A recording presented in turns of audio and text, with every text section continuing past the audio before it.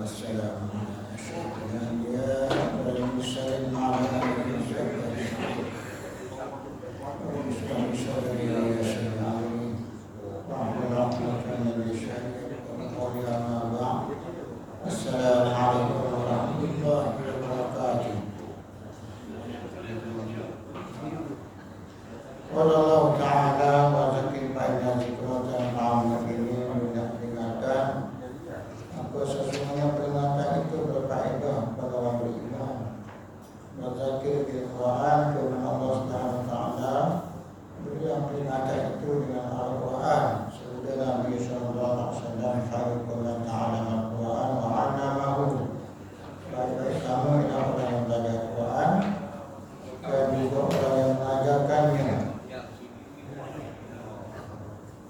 Pada malam ini giliran saya untuk membaca kitab Tafsir Juz 30. Kita pilih satu surah. Sederhana panggilnya surah Al-Lail. Surah Al-Lail. Surah ke-92. 21 ayat. Surah Makkiyah. Surah ini surah Makkiyah. Diturunkan di Mekah. Ayatnya 21 ayat juga. Surah 243.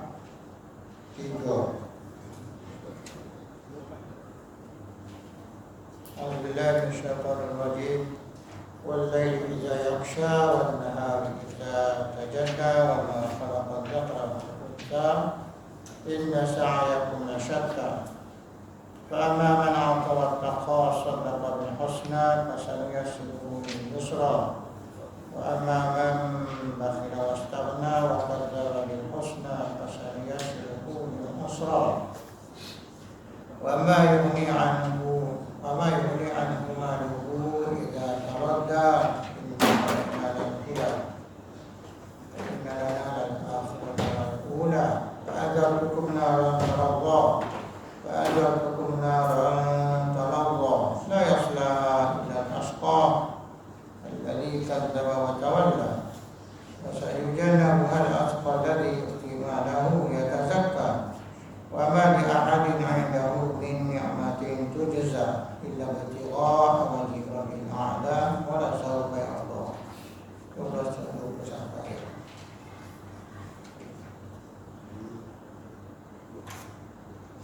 Penyusun mula-mula menerangkan 4 ayat pertama. Bismillahirrahmanirrahim. Wal-laili idza yaghsha wan-nahari idza tajalla wa ma khalaqal dzakara wal untha inna sa'yakum lasyatta.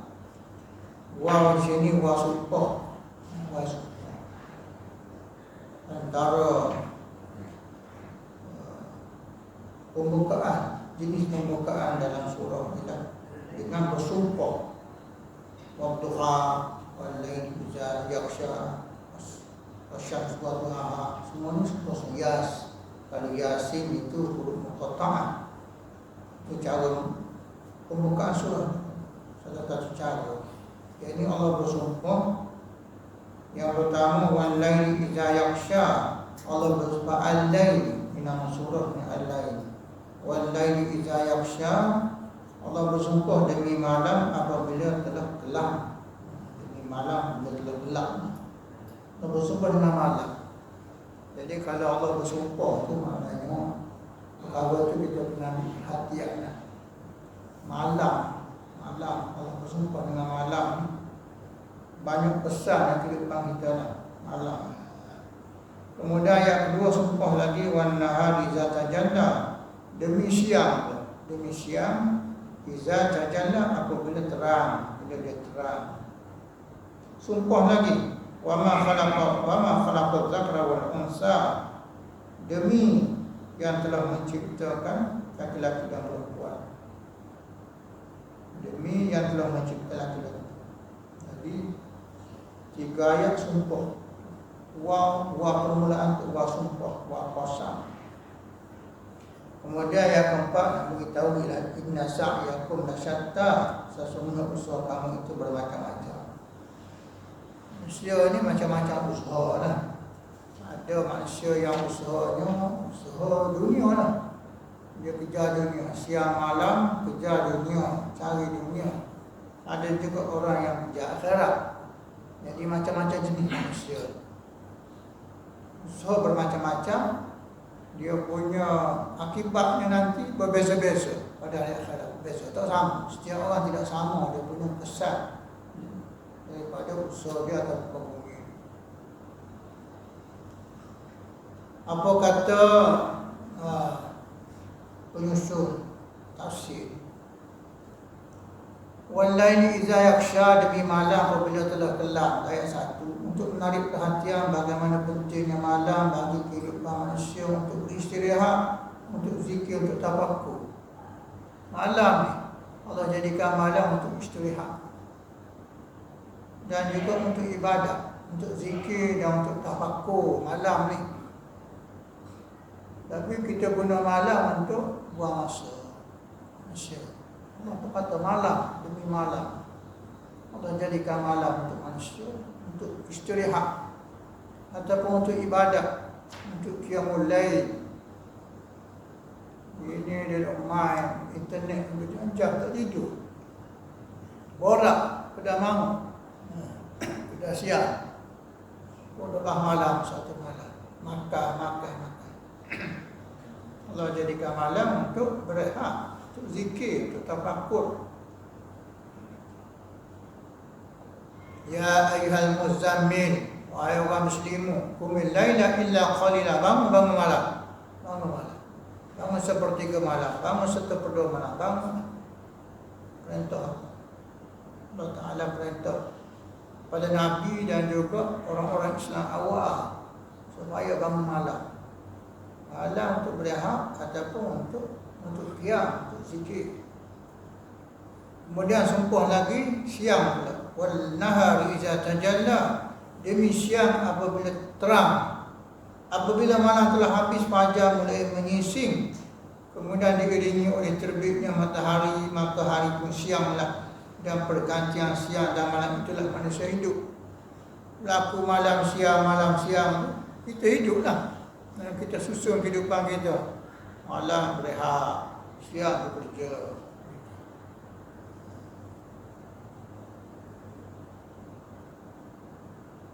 Ada orang buat kajian, dia kata manusia dia menyimpang daripada fitrah.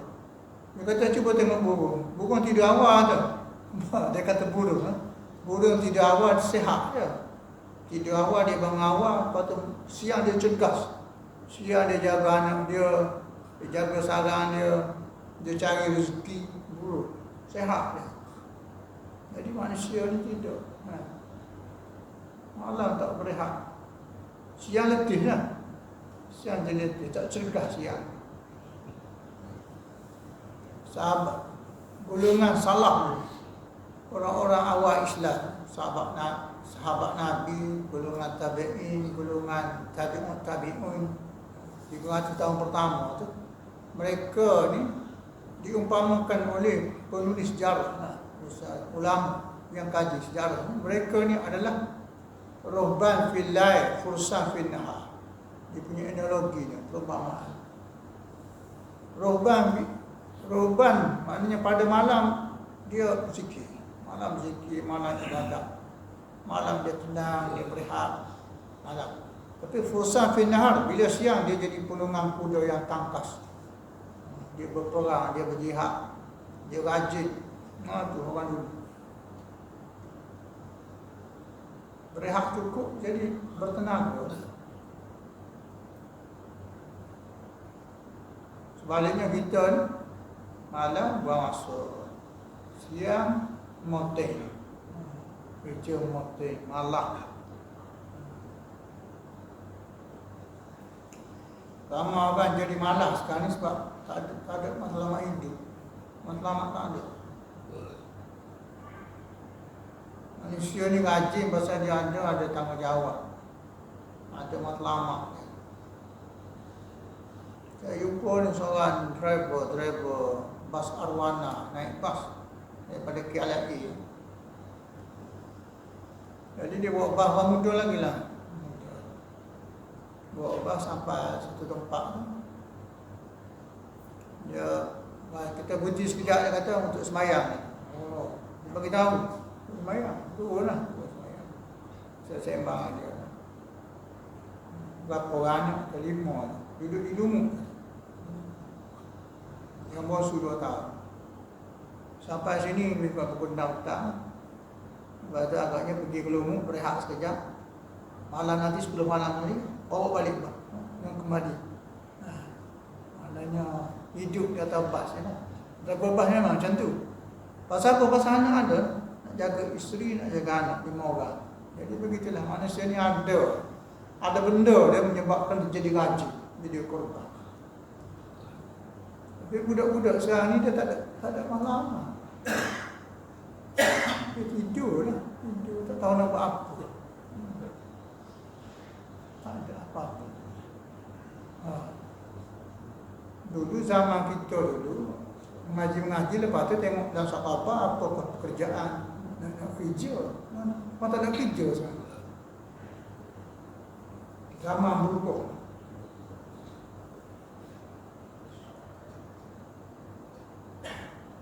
Ada juga seorang tu rajin buat nasi lemak. Rajin buat nasi lemak. Pagi-pagi nasi lemak, rajin. Lepas tu berhenti rehat. Dia buat nasi lemak sebab nak bayar hutang. Jadi bila clear dah hutang ni pun tak ada motivasi. Ada motivasi. Sebelum tu motivasi. Manusia ni kalau ada benda pun dia rajin. Orang kerja-kerja kerajaan. Yang dia rajin pergi pukul 8, pergi Panskap, balik petang. Pasal nak bayar hutang kereta. Hutang kereta, hutang rumah.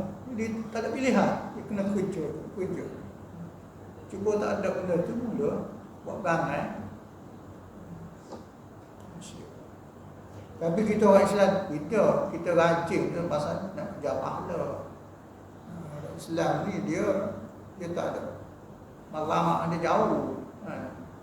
Orang Islam sepatutnya rajin kerja pahala. Antara cari rezeki pun sebenarnya dapat pahala. Allah bersumpah lagi wa ma khalaqal zakara wal unsa, demi yang mencipta laki-laki dan perempuan. Siang malam cipta, laki-laki perempuan dicipta. Semua tu benda-benda besar sumpah ni. Pada mulanya sekali telah diciptakan Adam dan Hawa. Dari kedua laki-laki dan perempuan itulah berkembang manusia di permukaan jagat ini menjadi bangsa-bangsa, suku bangsa dan kaum-kaum. Inna sa'yakum lasyatta, sesungguhnya usaha kamu itu bermacam-macam. Berkembang biarlah laki-laki dan perempuan di muka bumi ini hidup dalam pergantian di antara siang dan malam. Di waktu siang mereka berjalan, berusaha dan bekerja mencari manfaat yang telah disediakan Allah. Usaha itu bermacam-macam menurut pembawaan bangkak dan menurut yang dipusatkai daripada lingkungan orang tua atau iklim tempat tinggal. Ada yang menjadi petani, menjadi saudagar, menjadi pelaksana pemerintahan dalam satu masa yang teratur, dan ada pula yang menjadi penjaga keamanan negara. Bermacam-macam bersilang siur mata usaha manusia. Semuanya penting. Yang satu memerlukan pada yang lain. Saya tak guna bahasa butuh. Pasal kedah berat ni kalau istilah. Jadi terluka. Yang satu perlu pada yang lain. Maka tidak ada pekerjaan atau usaha yang hina, bahkan semuanya mulia dan baik asal dilaksanakan menurut garis-garis yang telah ditentukan Allah, iaitu mengambilkan manfaat dan menjauhikan mudarat. Itu dia punya 4 ayat tu kita panggil mukaddimah. Kepada surah. Sambung lagi, ketahuilah bahawa segala usaha manusia adalah mempunyai 2 tujuan, yang keduanya sama pentingnya dan berkait-kait di antara satu dengan lain. Usaha yang kita hadapi ini saya berdasarkan khidmat kepada sama manusia. Asal khidmat kepada sama manusia itu kita sedari, nescaya sama manusia pun menghargai usaha kita ini. Sebab itu tidaklah ada satu macam usaha yang hanya mementingkan diri sendiri, dan tidaklah ada usaha yang hanya kepentingan orang lain, sedang diri sendiri hanya mementingkan saja, tidak mendapat faedah. Dia ambil satu misal seorang pengarang, asal karangannya itu disengajakannya untuk kemaslahatan orang banyak, buku itu akan dihargai, bahkan dibeli orang. Maka setengah akan mendapat untung dari penjualan itu. Bertambah baik dan bagus mutu karangannya, bertambah naik pula penghargaan masyarakat, dan si pengarang pun bertambah dapat untung pula. Sebab itu maka keuntungan masyarakat dan peribadi tidaklah dapat dikisahkan. Sebab hati dan perasaan menyukai yang baik, menjauhi yang buruk, Samalah di antara pribadi masyarakat, sebab keduanya sama-sama diciptakan Allah daripada laki-laki dan perempuan. Jadi masuk kepada perenggan seterusnya. Ini dia punya mesej dia. Mesej dia, fa'amma man a'ta wattaqa, adapun orang yang memberi dan bertakwa. Orang yang beri dan juga bertakwa. Orang yang memberi ni sebab dia yakin ada pahala. Orang yang memberi ni pasal dia beriman dengan hari pembalasan. Orang yang memberi ni dia tahu dunia ni tidak sekala-kala. Akan sampai masa kita mati dan kita akan dibangkitkan, sebab tu dia pun memberi. Dia infak, dia memberi. Dan juga dia bertakwa. Dia bertakwa setelah dia menyaksikan la ilaha illallah, tidak ada yang berhak diibadahi kecuali Allah. Tidak ada ilah kecuali Allah, tidak ada ma'bud kecuali Allah, dan Muhammad itu Rasulullah. Maka dia pun beriman. Dan tanda iman itu ialah dia melaksanakan perintah Allah dan menjauhi larangannya. Itu kita panggil takwa. Fa amma man a'ta wattaqa, adapun orang yang a'ta memberi, wattaqwa, wa saddaqa bil husna, dan mengakui akan adanya husna, kebaikan, adanya pahala. Dia membenarkan pahala, membenarkan ganjaran daripada Allah Subhanahu wa taala. Maka Allah kata, pasanu yasiruhu lil yusra, maka akan kami mudahkan dia ke jalan yang mudah. Allah permudahkan hidup dunia dan juga di akhirat. Allah permudahkan dia. Dia memberi dan dia bertakwa. Dia membenarkan adanya pahala. Allazina yu'minuna bil ghaib. Orang bertakwa itu orang yang percaya perkara gaib, perkara dosa, perkara pahala, dia percaya. Surga neraka dia percaya. Orang ini Allah permudahkan dia ke jalan yang mudah. Sebaliknya wa amma man bakhila wastaghna, adapun siapa yang bakhil dan merasa segala cukup bakhil. Pasal bakhil apa? Pasal dia tak percaya pada hari kebangkitan.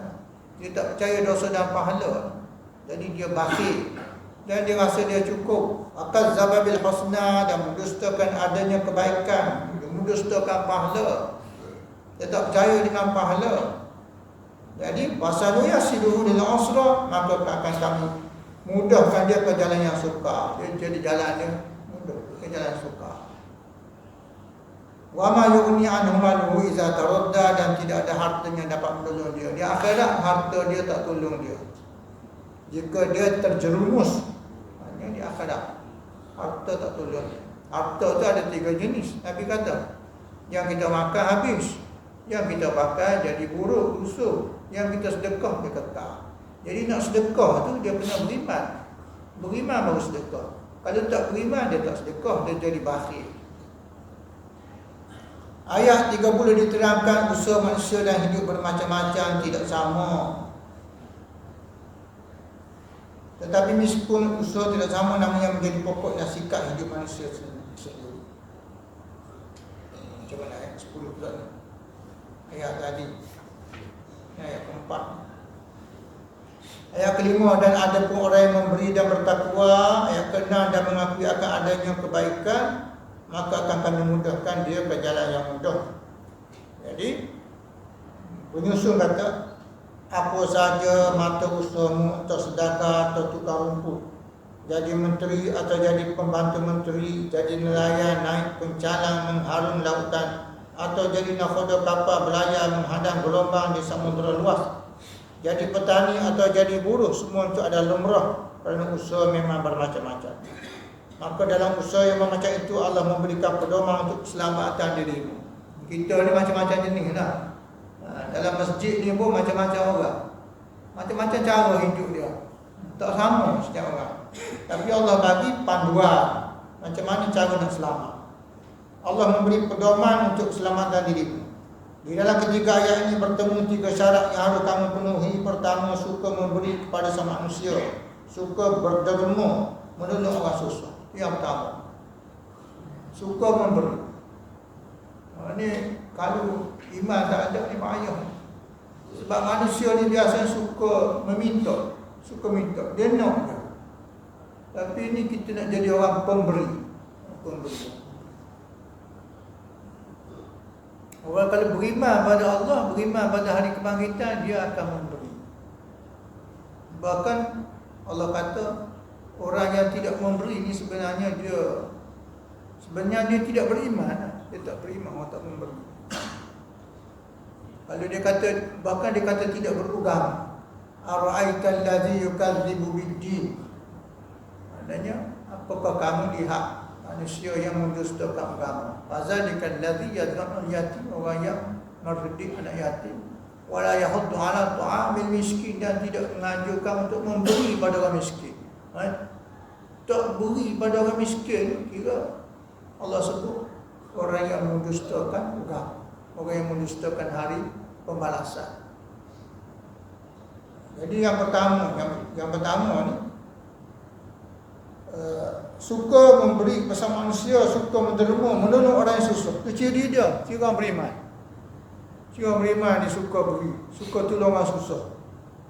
Jadi kalau tak suka tolong tu ada penyakit hati. Penyakit iman lah sebenarnya. Itulah ada tanda hati, itu ada tanda hati terbuka. Hati dia terbuka lah, tanda dia suka memberi. Kedua adalah takwa selalu kepada Allah. Pelihara hubungan dengannya pada malam dan pada siang. Jaga hubungan dengan. Minima jaga hubungan itu ialah solat fardu 5 waktu. Paling asas tadi. Jaga hubungan dengan Allah Ta'ala. Dan ketiga, mengakui adanya nilai-nilai baik dalam dunia ini yang terpuji sama manusia. Kalau ketiga ini telah dipegang teguh, pemurah, takwa dan menjunjung tinggi kebaikan, diberilah jaminan atau janji di atas. Jadi kata Amka ni lah, dia pun baca banyak tafsir juga. Jadi dia kata pegangnya ni lah, kena ada tiga sifat: pemurah, takwa, menjunjung tinggi kebaikan. Maksudnya benda-benda pahala-pahala ni dia menjunjung tinggi. Dia junjung tinggi pahala. Orang yang tak beriman dia tak nampak kan. Nabi kata semayang fajar 2 rakaat. Semayang fajar lepas azan subuh tu, semayang fajar 2 rakaat yang ringkas. Ya, Nabi kata ianya lebih baik dunia dan seisinya. Tak nampak tu. Kita kejar dunia, cari dunia. Tapi Nabi kata semayang fajar 2 rakaat, semayang sunat fajar lebih baik dunia dan seisinya. Jadi orang macam ni kan, dia menjunjung tinggi kebaikan. Dia kejar buat kebaikan. Ada 3 ni lah. Kita kena ada 3 ni. Pemurah, sentiasa tolong orang, sentiasa bantu, sentiasa infak, bertakwa. Hubungan dia dengan Allah sentiasa jaga, dan menjunjung tinggi kebaikan, memuliakan kebaikan. Dia tidak pandang keburukan. Benda-benda dosa tu dia jadi jijik. Benda-benda pahala dia pandang tinggi. Jadi kalau ada ni, maka pasal yasiru lil yusra, maka akan kami mudahkan dia ke jalan yang mudah. Jadi kalau Allah kata dia permudah, jalan hidup jadi mudah. Orang lain dalam keadaan panik, kelam kabut, gelisah, dia jadi tenang. Tapi kena ada 3 ni, suka memberi, takwa, dan juga pandang tinggi kebaikan. Artinya akan dilapangkan Allah dada menghadapi perjalanan hidup itu. Lapang dada. Dia tidak rasa gelisah. Teguh pertalian jiwa dengan sama manusia, dan teguh pula pertalian jiwa dengan Allah. Hablum minallah wa hablum minan nas. Dengan Allah pun dia bagus hubungan dia, dengan makhluk pun dia bagus hubungan dia. Orang susah dia tolong, dengan Allah dia jaga Allah Subhanahu wa taala. Dan ilham atau petunjuk akan selalu diberikan Allah, sehingga segala langkah maju dan hidup itu tidak ada yang suka. Itu dia kata. Allah bagi ilham pada dia, jadi hidup dia jadi mudah. Jadi maknanya kalau hidup kita jadi sesak nafas, berkrisis, sebagai ada benda ni. 3 ni tak ada pada kita. Kalau ada, Allah bagi ilham pada kita. Sehingga segala langkah maju yang hidup itu tidak ada yang suka. Artinya meskipun ada kesukaran terbentang di hadapan, akan ada saja petunjuk Allah untuk mengatasi kesukaran. Kalau kita berdepan dengan masalah, ada saja ilham yang Allah bagi untuk berdepan dengan masalah kita ada. Jadi Allah permudahkan. Pasal yassiruhu lil yusra, itu ayat itu. Melihat pada jalan yang digariskan Allah dengan ketiga ayat ini, kita diberi peringatan bahawa kekayaan batin sejati ialah silaturahim masyarakat, takwa kepada Allah dan cinta akan kebaikan. Dia ulang lagi ni. Kekayaan batin, kekayaan jiwa, hubungan dan silaturahim, takwa pada Allah, cinta pada kebaikan. Kita kena buat juga ni, jamu-jamu makan supaya bergaul semua.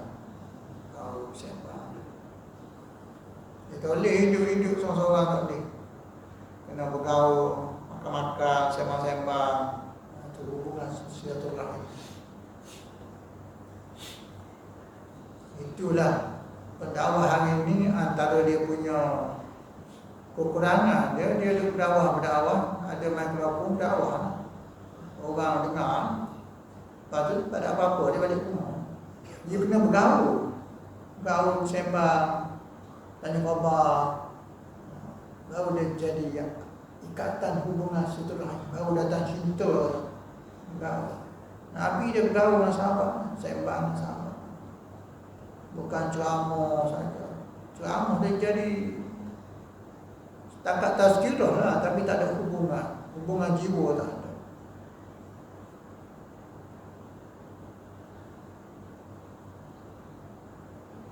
Jadi silaturahim masyarakat, takwa kepada Allah. Takwa kepada Allah tu khatib kata melaksanakan segala titah perintah Allah Taala dan menjauhi larangan, itu takwa. Cinta pada kebaikan, cinta sembahyang, cinta baca Quran, cinta dengan hadis, cinta amal soleh, cinta pada kebaikan. Tiga ni kena ada. Bukanlah kekayaan itu rumah, gedung bagus, kenderaan indah, berkilat, pangkat tinggi, disanjung, disegani orang kemana pergi. Itu belum tentu kekayaan kalau ketiga kekayaan batin tidak ada. Dan ini dijelaskan dalam ayat yang selanjutnya.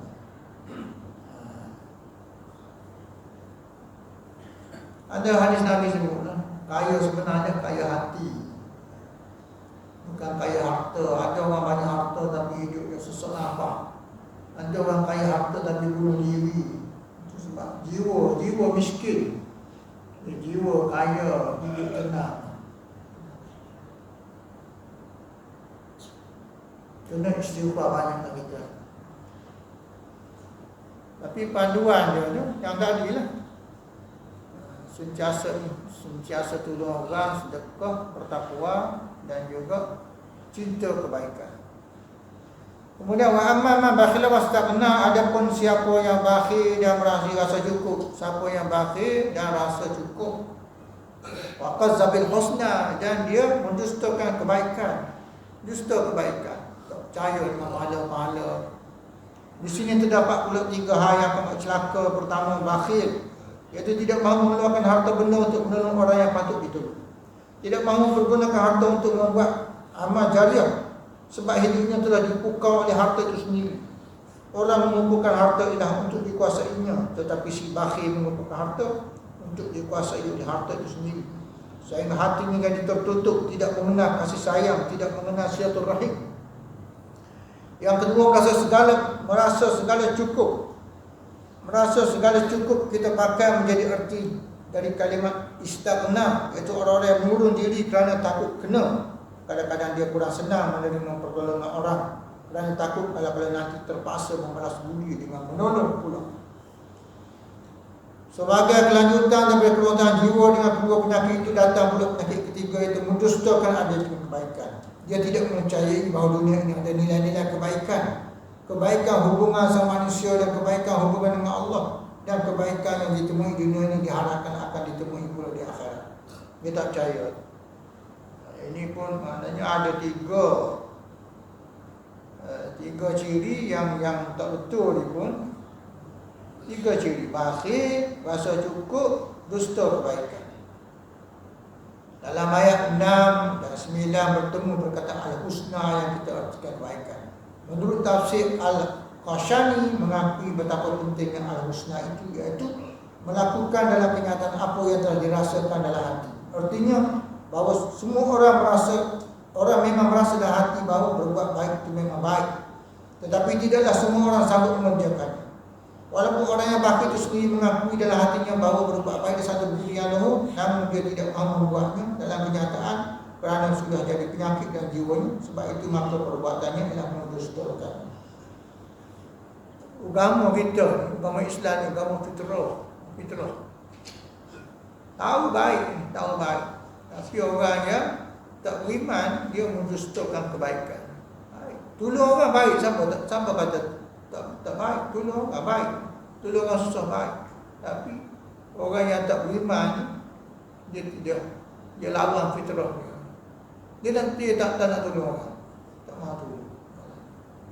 Jadi sebab perbuatan itu, maka fasanuyassiruhu lil usra, maka Allah jadikan jalan susah. Hidup dia jadi susah, besar gelisah.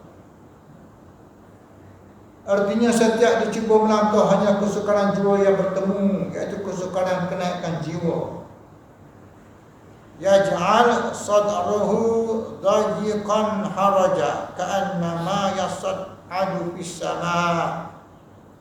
Dijadikan Tuhan dadanya sangat sempit, seperti orang yang mencuba naik ke langit. Surah Al-An'am 125. Syekh Muhammad Abduh, ni seorang ulama Mesir ni, menulis mudahnya ialah menuju kesekarang. Setiap langkah bukan membawa naik, melainkan membawa jatuh, tertutup jalan kemanusiaan dan jatuh darjat rendah kebinatangan sampai bergeloman dengan dosa-dosa. Jadi kerana sikap dia itu, sikap dia bakir, sikap dia rasa dia cukup, sikap dia mendustakan kebaikan, maka hidup dia jadi kesusahan, jadi susah. Dipermudahkan untuk susah. Segala-galanya dia buat jadi susah. Wa ma yughni anhu maluhu idza taradda, dan tidak ada hartanya akan dapat menolong dia jika dia terjerumus. Ayat sebelah. Hendak bangkit kembali pada gelombang dosa atau kejatuhan maruah. Kerana bakhil itu tidak dapat ditebus dengan harta yang selama ini disimpan itu, kerana sudah terlambat. Fikir dahulu pendapatan, sesat kemudian tak ada lagi gunanya. Inna alaina lal huda wa inna lana lal akhirata wal ula fa'anzartukum naran talazza la yaslaha ila al ashqa alladhi kadzdzaba wa tawalla. Sesungguhnya atas tangan kamilah menunjukkan jalan, dan sesungguhnya kepunyaan kamilah akhirat dan dunia. Maka aku ancam kamu dengan api yang menyala-nyala, yang tidak akan terpanggang padanya kecuali orang yang paling celaka, yang mendustakan dan membelakangkan. Inna alainya lahuda, sesungguhnya atas ketama kami jalan. Ayat ini adalah penguat dari apa yang diterangkan sebelumnya. Artinya tidaklah patut manusia itu berjalan menuju kesukaran, bakhil dan merasa cukup sendiri dalam mengurus diri, dan tidak datang seruan kebaikan didustakan. Sebab Allah telah memberikan tuntunannya, Allah telah mengutuskan rasul-rasulnya, Allah telah menurunkan kitab-kitabnya. Tiada kurangnya lagi, dan dalam diri sendiri telah disediakan Allah penimbang, iaitu akal. Jadi Allah bagi dah. Allah utus rasul-rasul setiap umat sampailah kepada Nabi Muhammad sallallahu alaihi wasallam untuk ajar manusia jalan yang benar, jalan yang selamat, jalan sejahtera. Allah turunkan kitab-kitab. Setiap Nabi diturunkan kitab-kitab ataupun suhuf-suhuf untuk memimpin manusia. Dan juga Allah sediakan penimbang dalam diri sendiri. Allah bagi akal. Ini jalan yang baik, ini jalan yang jahat. Tiga benda lah Allah sediakan. Dan juga wa inna lana lal akhirata wal ula, dan sesungguhnya kepunyaan kamilah akhirat dan dunia. Allah menjelaskan hal ini supaya manusia jangan lupa bahawa manusia tidaklah memiliki kekuasaan berbuat sesuka hati dan dunia fana ini. Manusia mesti patuh kerana akhirat dan dunia itu Allah yang menguasainya. Lebih baiklah tunduk daripada berkeras kepala. Semua milik Allah Ta'ala. Alhamdulillah Rabbil Alamin. Start baca Fatihah, maksudnya segala puji bagi Allah Rabb seluruh alam, penguasa seluruh alam, penguasa alam zahir, alam gaib, penguasa alam dunia dan juga alam akhirat. Itu Rabb Allah Ta'ala. Maka jalannya taat pada Allah Subhanahu Wa Ta'ala. Wa azartukum naran taladzza, maka aku ancam kamu dengan api yang menyala. Allah ancam. Allah ancam manusia ni. Siapa yang engkar, siapa yang bakhil, siapa yang menolak kebenaran, siapa tak percaya tentang pahala, dosa pahala, maka aku akan ancam kamu dengan api yang menyala-nyala. La yaslaha ila al-ashqa, dan tidak akan terpanggang padanya kecuali orang paling celaka. Al-ashqa paling celaka. Orang celaka ni orang kafir. Orang kafir, orang munafik. Orang yang tak beriman, celaka, paling celaka. Lalu dijelaskan pada ayat berikutnya siapa yang paling celaka itu, iaitu allazi kadzdzaba wa tawalla, yang mendustakan dan membelakang. Yang dustakan Quran, yang dustakan Rasul, itu orang al-ashqa, paling celaka. Bersualah dengan ayat ini dua perangai yang menyebabkan orang jadi paling celaka, mendustakan dan membelakang. Mendustakan, dia tidak mahu menerima ajakan kebenaran, dipandangnya semua tidak benar belaka. Kemudian membelakangkan punggungnya yang diberikan kerana sombongnya, hanya dipandangnya hina saja Rasulullah yang menyampaikan petunjuk dengan Allah. Ini diungkapkan dalam pepatah Melayu, bersultan di mata, beraja di hati. Seakan-akan dia merasa dirinya lebih tinggi daripada Rasul-Rasul itu. Dan firman-firman Allah dianggap benar, dan mereka benar sendiri. Sebab itu sudah sepantasnya api neraka yang menyala-nyala tempatnya. Jadi Quran ni antaranya dia beri ancaman. Jadi Allah sendiri sebut ni, dia guna aku ni, ta'adzartukum naran taladzza, aku ancam kamu dengan api nyala-nyala. Sebab kamu tidak mengendahkan Quran.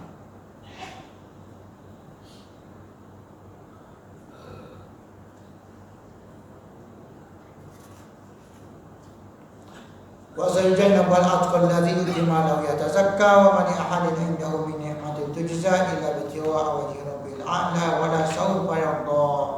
Dan akan dijauhkan dia daripada orang yang paling takwa. Al-atqa yang paling takwa jauh pada azab. Al-ashqa yang mendustakan Quran, mereka akan diazab. Alladhi yutima lahu yatazakka, yang memberikan hartanya kerana ingin membersihkan. Jadi orang bertakwa ni dia infak harta sebab nak bersih diri dia. Pada aflaha man zakkaha, pada khaba man dasaha. Sesungguhnya beruntunglah orang yang membersihkan jiwa ni, dan sesungguhnya merugilah orang yang mengotori jiwa. Wa man ahadin indahu min ni'matin tujza, padahal tidak ada padanya budi solat yang nak dibalas. Dia buat itu kerana nak dapat redha Allah saja. Dia bukan nak pasal Allah berbudi pada dia. Dia memberi kerana harap. Illa bitiwa wajhi rabbil a'la, melainkan hanya mengharapkan wajah Tuhan yang Maha Tinggi. Dia harap redha Allah saja. Dia memberi kerana mengharap redha Allah. Jadi ganjarannya wala sawfa yarda, dan akan redha ilah dia. Nampak redha ni. Ustaz saya foto, dia kata wala sawfa yarda ni antara ganjaran yang diberi kepada orang yang bertakwa, orang yang suka memberi ni, diberi kepuasan jiwa. Kepuasan jiwa, dia jadi tenang hidupnya. Jadi kita dah masuk waktu, insya-Allah. Jadi 17 tu, dan akan dijauhkan dia, artinya akan dijauhi api neraka yang menyala-nyala itu. Dan daripada orang bertakwa, api itu tidak akan didekatkan, melainkan akan dijauhkan daripada orang bertakwa, iaitu yang selalu berbakti pada Allah, yang tidak putus hubungan dengan Allah dan terpelihara kerana hidupnya telah disediakan menempuh jalan yang benar, yang memberikan hartanya kerana ingin membersihkan. Dia bagi harta dan berciri dia. Jadi kita cuba hayatilah hayatnya. Jadi cirinya suka memberi dan bertakwa dan beriman dengan kebaikan, pahala. 3 ciri ni. Ini naklah kita takut dengan ancaman neraka ni. Neraka ni. Nabi kata panas neraka ni 69/70. Api dunia 1/70, api neraka 69/70 hadis sahih. Dalam Quran sebut neraka ni akan membakar kulit-kulit manusia, dan Allah akan gantikan kulit-kulit baru pada ahli neraka. Ancaman tu.